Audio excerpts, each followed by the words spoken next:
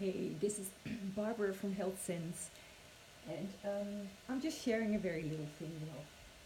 I love these packages that make soup. It doesn't happen by itself. You have to do something for it. You put it in a pan, and then in no time you have a healthy soup. I'm having this for lunch, but what I thought was very funny, at the end of the instructions it said, add the coriander. And I thought, where is the coriander? Oh yeah, I could find it. Here it was.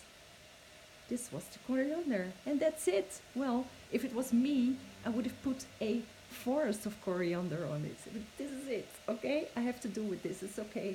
At least I have a healthy meal with or without, or a little bit of coriander. I think it's funny.